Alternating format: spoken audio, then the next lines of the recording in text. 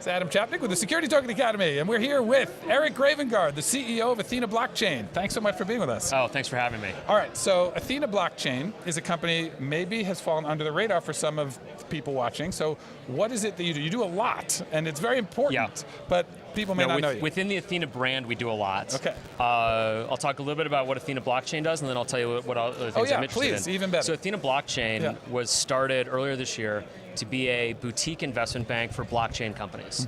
We looked at what was happening last year. We looked at all these companies issuing tokens. Did they represent equity? Did they represent some sort of fixed income? Right. Did they represent something wholly new? We didn't know. But we did know that if you're talking about securities, you have to be talking about broker-dealers in the United States. So we very quietly started to enter the space, bought a minority interest in a broker-dealer, and then started hiring bankers to do traditional banking work. So we're a boutique investment bank, and our main thesis is that paper stock certificates make no sense. Right. So I can say from experience. Right. Yes, yeah. We want everyone to issue digital tokens in lieu of stock certificates. Why? Because there's a lot of benefits in terms of all the record keeping and everything else. I bought Facebook stock about a year before they went public. Wow. We think wow, but like, so I yes. think wow. I think wow. $30 a share. That's fantastic. It was fantastic when it debuts at 40. Well, not so great when I'm still locked up at when it's trading 25. Yes. But going through that process and learning about what Barry Silbert was doing with Second Market helped to explain to me, like, oh, there is a role for blockchain. It's not settling trades on the NASDAQ. It's for settling these private securities with rooms full of lawyers who don't really care, but they have to care because Facebook is paying them whatever minimal wage they are to sit in this room with an Excel spreadsheet to say, yeah, this person does own these shares, and now we're going to say that he doesn't own them, and now Eric does. Right. Okay, erase those two lines, and everyone fill out a lot of paper, and it's nonsense. So we don't believe in paper stock certificates. We believe in digital certificates. So we want to be the investment bank that helps companies issue those types of securities. Great. Okay. Amazing. So now, that's blockchain. That's Athena Blockchain. Okay. So as an investment bank, there was a lot of terms that came out and from where we sit, there's people who are fairly new to the regulated part of the market. So it's always fun to talk about some of the things that people take for granted. Like, what is a broker-dealer? What is an investment banker in terms of this when you're making an issuance? What are those two roles? And obviously they're not the same. Right, so very broadly, broker-dealers were created with the 34 Act that sets up exchanges and says who's allowed to transact on exchanges and who is allowed to face the public on certain types of transactions. Right. And so you have to register with the SEC. You have to be a member of a self-regulatory organization, which right now the most important one is FINRA, which is not a government agency, but it is quasi-governmental in their role that they play writing rules. And that's what a broker-dealer is. And within a broker-dealer, you could have many different functions, from your traditional stock brokerage or your discount brokerage where you don't talk to a person, you just click on a website and a trade happens. Now that trade might still happen because the computer calls down to the floor of the New York Stock Exchange and some guy's tablet says, buy 500 shares of Google or Alphabet. And he types it into his screen and it's like, oh, great, now you've bought it. Those are all things that broker-dealers can do. On the other side of the broker-dealer house are the investment bankers. And what we do as an investment bank is we help structure products, we work with the issuer, we do due diligence on the issuer so that everything that we put out to the street, we can stand behind. And then in some respects, we'll underwrite.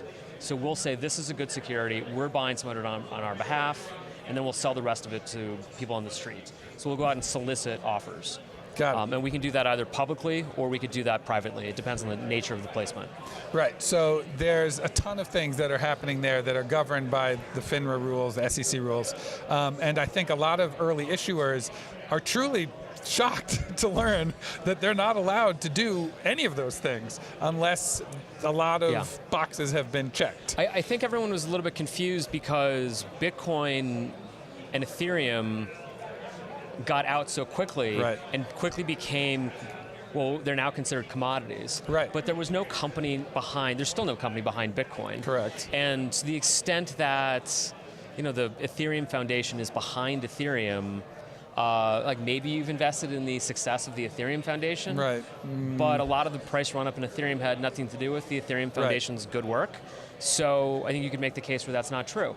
But a lot of these other projects were like, well, you basically have to believe in me and my team, and if you like us, you should buy our token. Yes. And that's a different offering. Yes. Then it looks much more like, well, you're kind of investing in this team, even if it's not an ownership stake. Right. If they all decided to exit scam, your token would be worthless because I don't think anyone else is going to pick it up. Right, and that's even sort of specifically alluded to in what maybe people haven't heard about, but the Howey test, right? Yeah. In putting the faith in somebody else to make the value grow.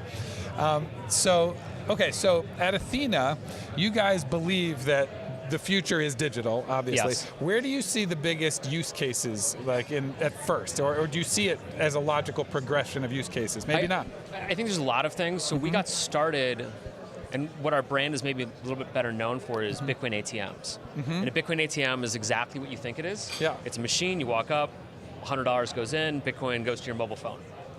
And what we realized very quickly is that that's not for white libertarian nerds like myself. It's for people that want to transact in Bitcoin. Right. Meaning they want to spend their Bitcoin immediately. Yes. I want to invest in Bitcoin, and I like it when a pizza place will take, a Bitcoin for a slice of pizza, but not very many pizza places are like that, and it's honestly very inconvenient to pay with Bitcoin. Of course. What's really good for Bitcoin is when you're trying to do international commerce. So we were at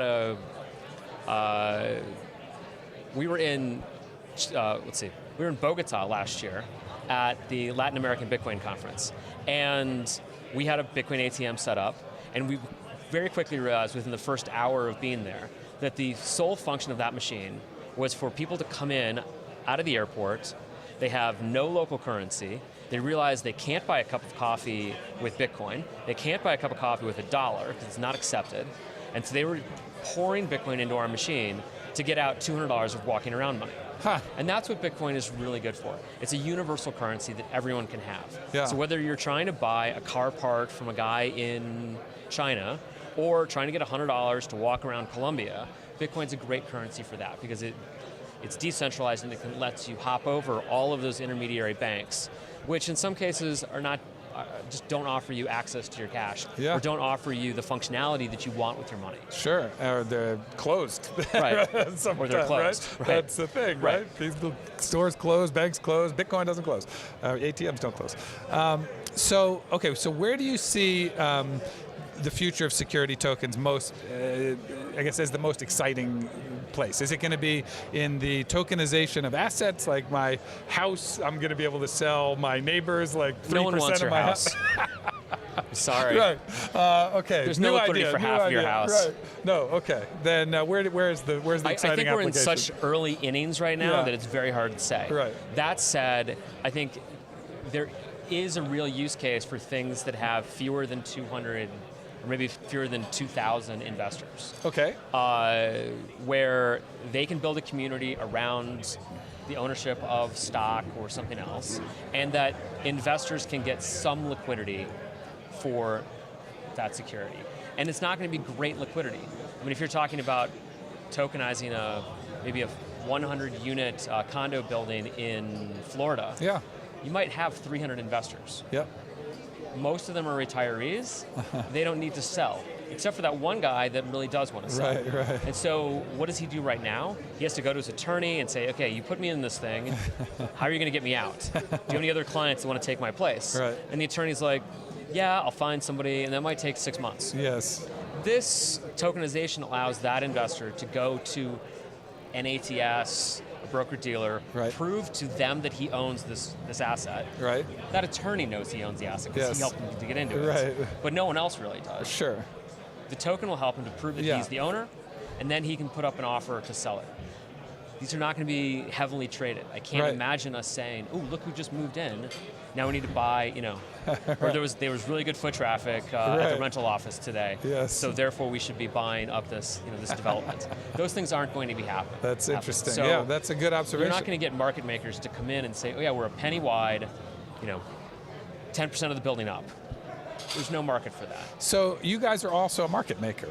That's a great term also that we hear, but nobody knows what that means. So I mean, maybe they know it's a liquidity creator, but how, why, right? So where, they think of market makers as those guys with the colorful jackets that sit in Chicago. Right. We used to be the colorful guys that sat in Chicago. We still are in Chicago. With less colorful jackets now. But a market maker is simply someone willing to stand in a crowd and say that there's a price that they'll buy something for and a price that they'll sell it for.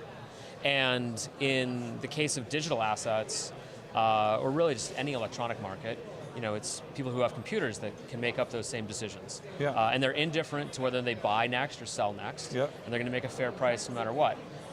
Sometimes they have obligations to make prices, and sometimes they don't. It really depends a lot on the market and the market microstructure. But that was our industry for a long time, mostly in equity derivatives, and then it was in Bitcoin and digital currencies across different markets. Where our computers stood in and said, "There's a price at which I'll buy 10 Bitcoin and a price I'll sell 10 Bitcoin." And those were. We thought those were fair prices, and people would trade with us. And it seemed to work out. It seemed to work out all right. So, with respect to the security token world, how and why is a market maker incredibly critical? It's very, very important.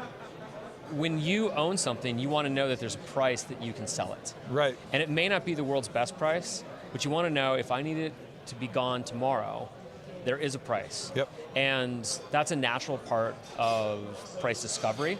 So now we can see prices, and we can see, is the trading in between the prices? Is the trading only on one side of the prices, in which case we may not be expressing the right value as a market maker. But in general, that's a critical role for markets to have. Otherwise, you just say, oh, well, there's a market for it, but what prices, and no one knows. Right. So everyone's disincented to be the first one to make a move. They don't want to be the wrong. And so, because you don't want to have the wrong price. Right. What would you buy that building for? Is a market of $10 million at $20 million appropriate? Well, probably not. It's probably worth $200 million. Yeah. Well, you don't want to be the guy selling who made the wrong choice. Made the wrong market. Right. So we would love to have you back and tell us more about all those things, because they're so critical, and we don't get enough people who understand the ins and outs of how that happens, why it happens, when it happens. So definitely come back. But thanks for joining us and telling us about what you guys do, and we look forward to talking to you more. For sure.